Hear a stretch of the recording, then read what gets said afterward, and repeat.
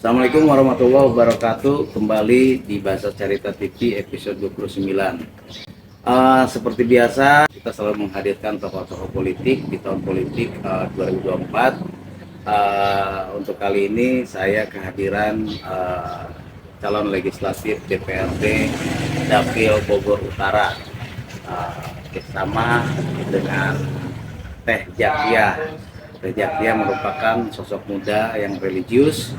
Dia juga seorang ustazah, juga politikus dari Partai Amanat Nasional. Sebelumnya kita akan bincang-bincang dengan Teh Jakia. Teh Jakia, assalamualaikum. Waalaikumsalam, Kang. Jadi inilah Teh Jakia yang mungkin masyarakat umumnya di Kota Bogor yang udah kenal ataupun belum kenal. Inilah sosok beliau yang tentu merupakan masa depan di 5 tahun yang akan datang menjadi wakil rakyat di Kecamatan Bogor Utara, umumnya di Kota Bogor. Teh Jakia, saya mau nanya nih Teh Jakia. Ya, Kak. Teh Jakia ini kan selain rutinitas profesinya itu kan ustazah, sering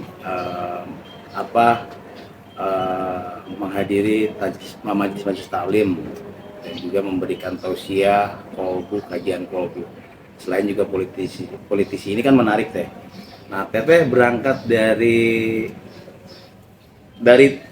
dari seorang ustazah sehingga sekarang ke dunia politik. Itu bisa diceritakan Teh? Jadi kalau basic dari seorang ustazahnya, karena memang saya alumni pondok pesantren. Ya. Orang tua saya, adik-adik saya, kami sekeluarga memang dididik ala pesantren kecil. Keluarnya saya dari pondok pesantren, saya pun mengemban pendidikan di Universitas Ibnu Khaldun yang memang universitas Islam gitu. Jadi peran saya dari mulai pondok pesantren sampai hari ini pun tidak lepas, karena memang basic keagamaan keluarga saya, orang tua saya yang saya tanamkan dan orang tua saya tanamkan kepada saya itu alhamdulillah kuat. Jadi pesan ayah saya, mau berkiprah di dunia manapun, mau berprofesi sebagai apapun, bahwa ilmu itu tetap harus diamalkan. Jadi kalau ustazah ini saya hanya mengamalkan ilmu yang sudah saya dapat dari orang tua, dari pesantren, dari kampus. Nah, kalau untuk berpolitik, saya itu mengikuti coba-coba untuk masuk ke partai. Itu awalnya diajak sama senior saya yang beliau juga dosen di kampus tersebut, yang kebetulan saat itu beliau menjadi ketua DPD PAN Kota Bogor, gitu, Bapak Sakudin Bima. Ya sudah, saya ikut-ikutan aja gitu. Jadi hanya ingin tahu apa sih kegiatan-kegiatan di partai ini gitu. Saat itu saya masih usia sangat remaja lah ya gitu, jadi baru kuliah kelas 1. Jadi yang saya pikirkan, berpolitik, berpartai itu saya bisa sering ketemu pejabat. Jadi baru hanya sebatas itu, oh saya mahasiswa S1 tapi saya berikut partai terus bisa ketemu sama pejabat. Jadi baru seringan itu gitu. Tujuan dari ikut partai, ikut-ikutan tim hore, pilkada, terus pileg, Sehingga jadi pengurus. sehingga menjadi pengurus. Nah, makin lama gitu saya mengikuti proses kawan-kawan senior saya yang berpolitik, akhirnya saya tertarik, tapi tidak menjadi niatan yang kuat gitu. Jadi baru hanya ketertarikan, wah kalau seru ya kalau suatu hari saya nyalek gitu, tapi saat itu tidak yang wah ini saya harus nyalek suatu hari, itu tidak ada. Itu dorongan dari beberapa rekan di organisasi kepartaian atau memang dorongan untuk maju pada caleg itu sendiri? Apa memang ada niatan dari awal mencoba pengen jadi caleg gitu? Berarti kan sudah 2 periode saya di partai ya, sudah 2 periode. Selama 2 periode tersebut juga saya sering ditawarkan diajak untuk mengisi legislatif, keterwakilan perempuan.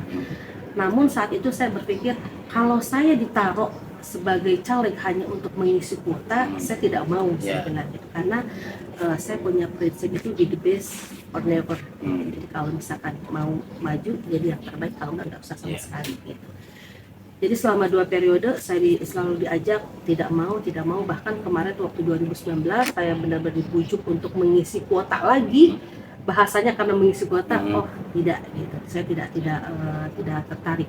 Tapi kemarin Di periode ketiga ini di periode ketiga ini alhamdulillah ternyata dari masyarakat sendiri, dari masyarakat, keluarga banyak yang mendorong ya. banyak yang mendorong supaya teh udah deh jadi wakil kami di DPRD gitu, karena banyak warga juga yang kadang minta bantuan untuk masuk sekolah, nggak kebagian zona gitu kan ya, terus sulitnya masuk rumah sakit gitu, terus pengurusan BPJS, pengurusan KTP gitu. Itu banyak yang datang ke sini minta tolong gitu.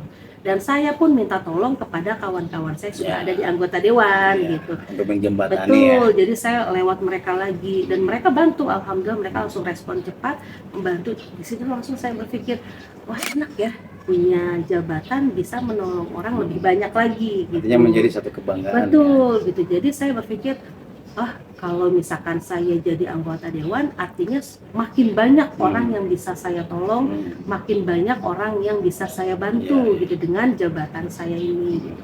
Akhirnya saya izin sama suami, sama ibu, dan beliau ternyata sangat mendukung dan sebenarnya mereka itu mengharapkan gitu. Jadi bahasanya ini orang berpartai ujungnya mau kemana gitu. Karena dan kan, memang punya kualitas potensi ya. Insya Allah gitu. Mereka berharapnya bahwa ayo deh maju wakilkan kami dari warga Kedung Halang gitu, bahwa teteh ini insya Allah punya potensi dan kita semua mendukung, warga masyarakat juga percaya, ayo maju gitu. Jadi berkat dorongan itu akhirnya saya saya maju seperti itu. Caleg. Berarti selain teteh aktif di kepengurusan partai selama 3 periode dan sekarang jadi caleg, teteh juga kan memang sebelumnya pasti di sosial kemasyarakatan juga aktif ya. Berangkat dari itulah mungkin teteh banyak dorongan-dorongan yang memang tadi teteh bilang bahwa sebelum-sebelumnya juga suka membantu masyarakat melalui jalur-jalur rekan-rekan yang sudah ada di dewan. Sehingga itu menjadi motivasi teteh untuk maju di caleg di luar daripada dukungan-dukungan keluarga ya. Nah, setelah jadi caleg teh, apa yang sekarang teteh rasakan? Yang saya rasakan ternyata banyak banget orang yang harus dibantu. Banyak yang harus dibantu dan saya semakin yakin bahwa saya harus jadi. Karena setiap saya turun ke daerah, ke titik-titik yang diajak itu sama relawan-relawan saya, ternyata yang pertama Bogor Utara itu sangat luas. Kalau bukan wasilahnya karena nyalek, saya tidak akan mengunjungi daerah-daerah tersebut. Dan ternyata banyak banget warga yang memang butuh perhatian khusus dari pemerintah. Banyak titik-titik yang tidak tersentuh oleh pemerintah. Karena saya pakai sistemnya door to door, benar-benar turun ke masyarakat. Iya, saya turun ke masyarakat. Satu hari biasanya saya maksimal 5 titik. Karena keterbatasan saya sebagai seorang ibu ya, jadi kadang kalau lagi semangatnya ditelepon anak udah rewel nih di rumah, udah nggak bisa ditangani sama orang tua saya, pasti saya wajib pulang gitu, karena kan tetap anak-anak itu utama prioritas. Gitu. Nah setiap saya turun ternyata mereka juga banyak menaruh harapan sama saya gitu. Terutama ibu-ibu ya, karena segmentasi saya kan ibu majlis taklim gitu, ibu rumah tangga yang mereka pengen ada keterwakilan perempuan yang paham agama, kata mereka gitu, supaya hak-hak mereka gitu, suara-suara mereka didengar seperti itu.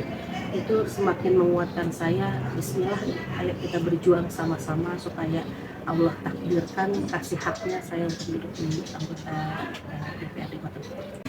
Nah, apa sih yang menjadi prioritas ibu-ibu? Aspirasi apa yang pernah teteh dengar dari mereka? Ya.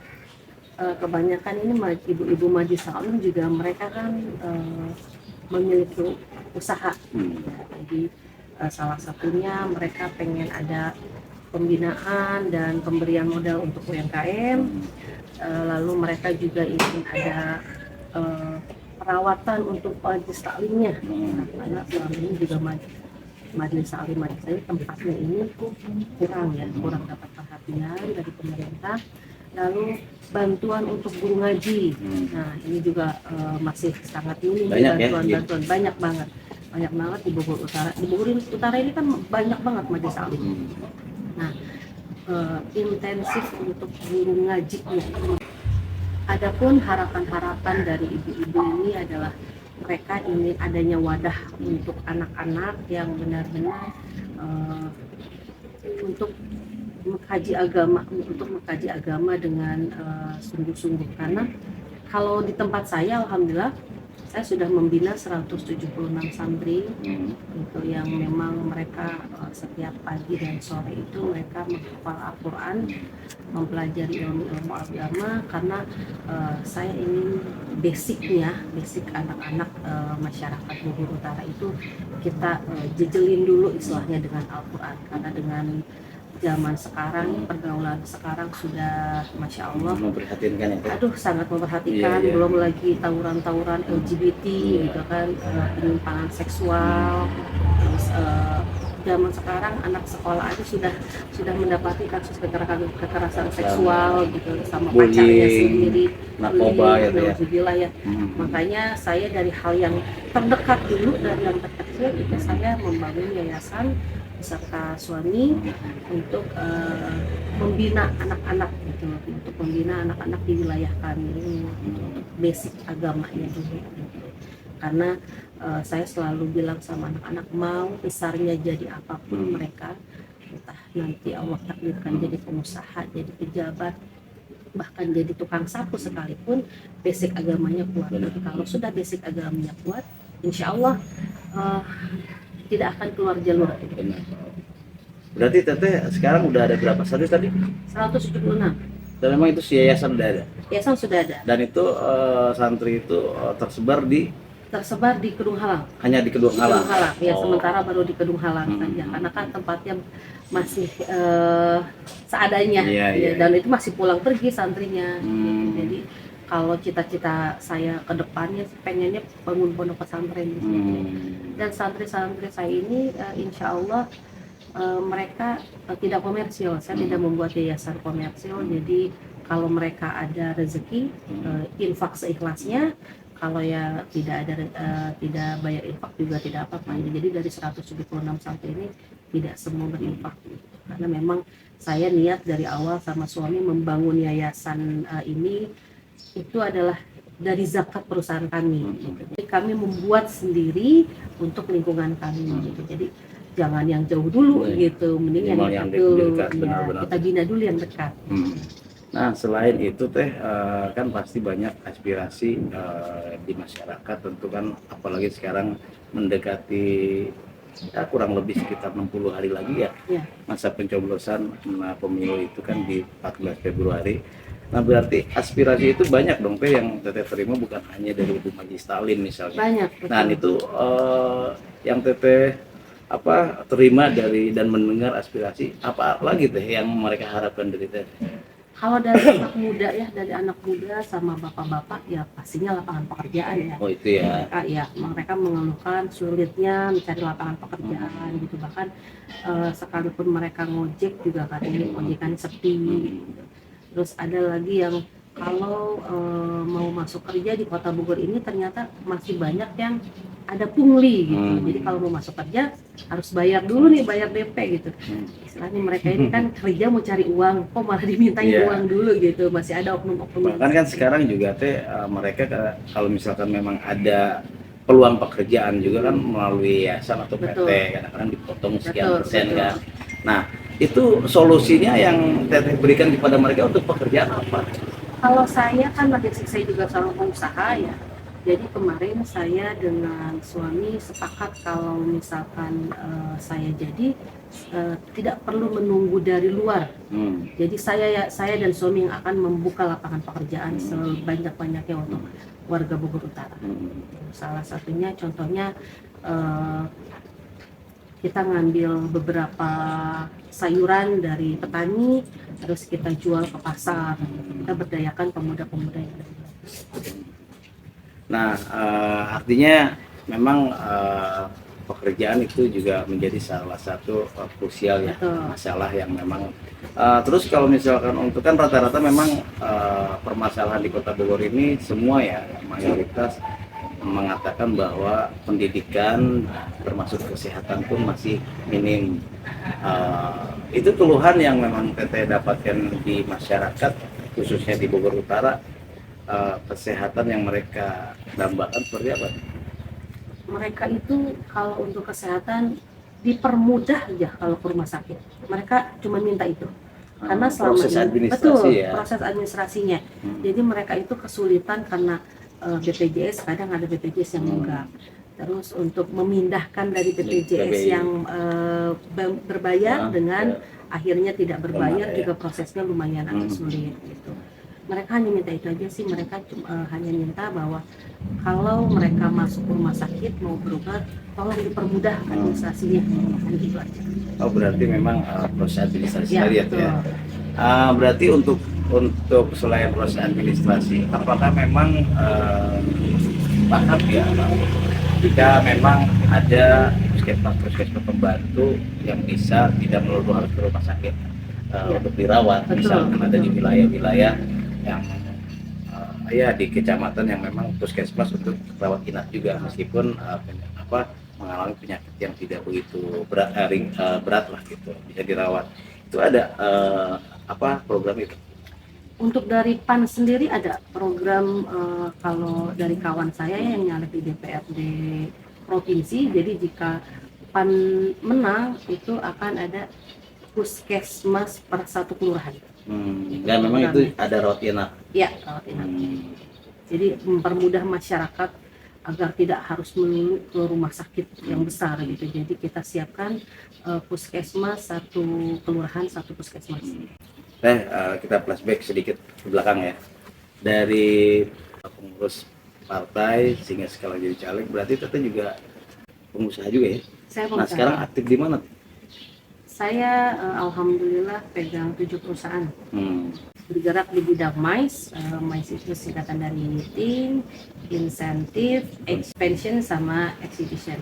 Jadi saya bermitra dengan DPR RI, Komisi 10 khususnya, dan beberapa kementerian di Kementerian Republik Indonesia. Kalau di organisasi sendiri aktif di Kadin misalnya? Ya, kalau Atau untuk Kadin saya di HIPMI Kota HIPMI Bogor. ya? Ya, saya HIPMI Kota Bogor. Kalau Kadin saya ngambil Kadin Kabupaten Bogor.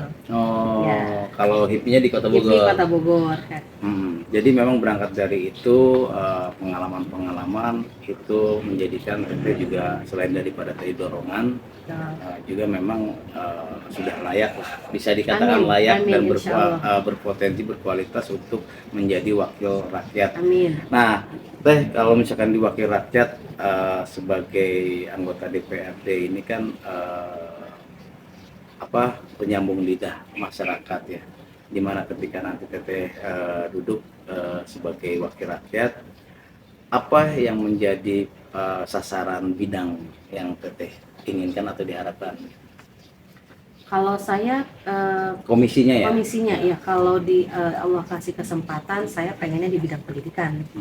Gitu, karena saya memang sangat memperhatikan pendidikan masyarakat kita khususnya di Bogor Utara, karena memang basic saya juga kan selain pengusaha, saya juga ngajar gitu, ngajar santri. Saya pengen anak-anak di Bogor Utara ini khususnya mereka layak mendapatkan pendidikan setinggi-tingginya. Jadi saya tidak mau lagi nanti tahun-tahun ke depan mendengar orang itu minta kerjaan ke saya, nggak apa-apa deh Teh jadi OB juga, nggak apa-apa deh Teh jadi cleaning service. Bukan mengecilkan ya, tapi saya ingin ada perubahan yang besar gitu di Bogor Utara. Saya pengen ketika ketemu sama orang-orang itu, mereka kalau misalkan memang tidak mendapatkan kesempatan bekerja di sini gitu, terus masih kesulitan mencari pekerjaan, minimal status mereka itu sarjana. Teh, saya sarjana pendidikan, saya minta lowongan pekerjaan. Jadi disesuaikan dengan jurusannya gitu. ya. Saya lulusan IT, gitu. Saya pengennya dengarnya seperti itu. Ya itu berarti pendidikan menjadi utama juga ya. Pendidikan sangat utama. sekarang kan udah memasuki tahapan kampanye dan memang tinggal menghitung hari lah, kurang lebih 60 hari ya masa pencoblosan di tanggal 14 Februari. Nah sekarang yang sudah kita lakukan tentu sosialisasi. Betul.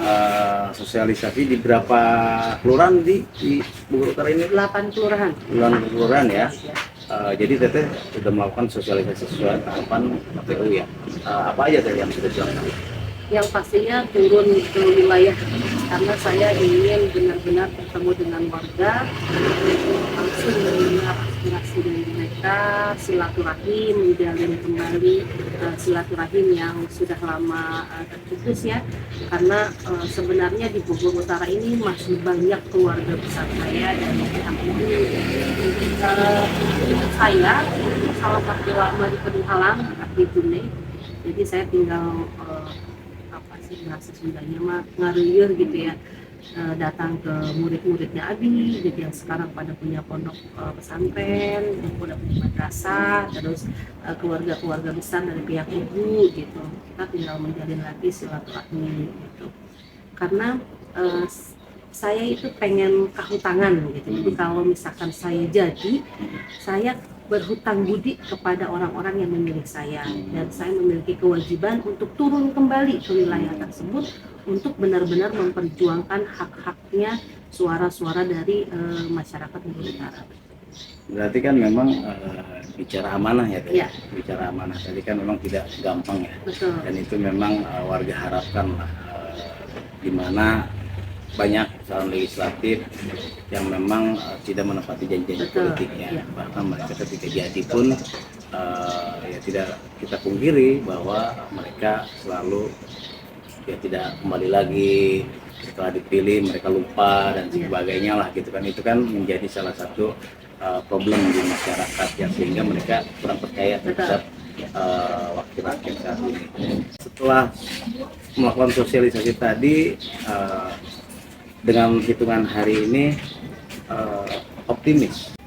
Insya Allah saya optimis, sangat optimis, karena pertama saya selalu yakinkan ke tim, ke relawan, ke masyarakat bahwa perempuan itu janjinya bisa lebih dipegang. Nah, benar. Benar ya kan? Dibanding laki-laki, benar. Betul.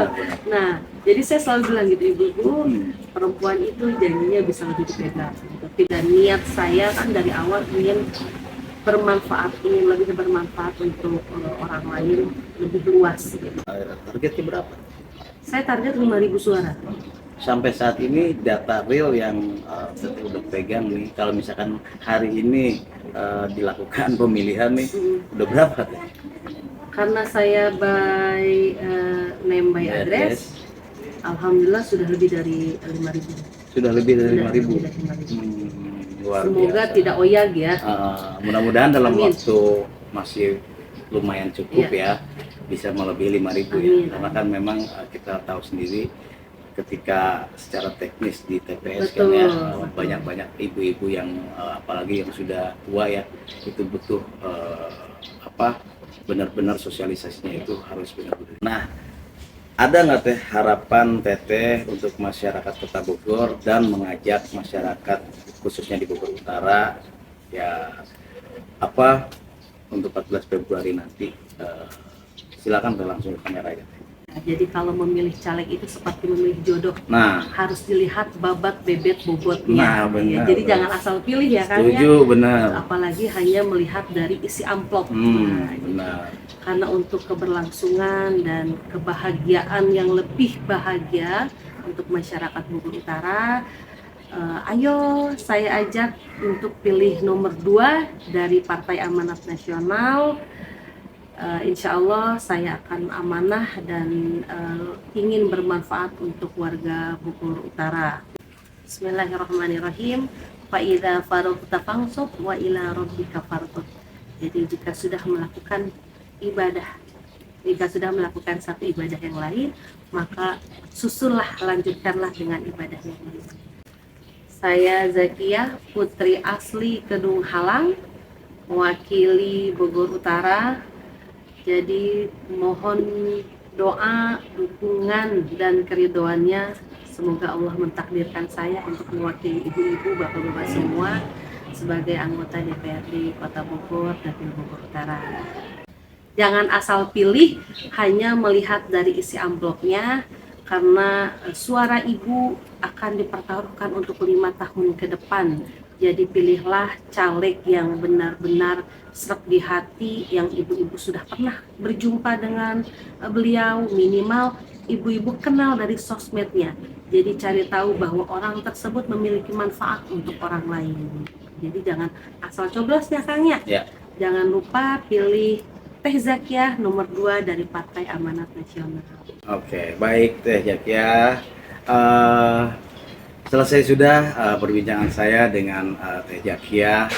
Mudah-mudahan apa yang menjadi niatan, menjadi ibadah karena Allah Ta'ala juga menjadi kemaslahatan untuk masyarakat di Kecamatan Bogor Utara, umumnya di Kota Bogor. Kita ketemu lagi di episode berikutnya dengan narasumber yang tentu pasti berbeda dan menarik. Insya Allah ketemu lagi di episode 30. Assalamualaikum warahmatullahi wabarakatuh. Atur nuhun teh. Amin.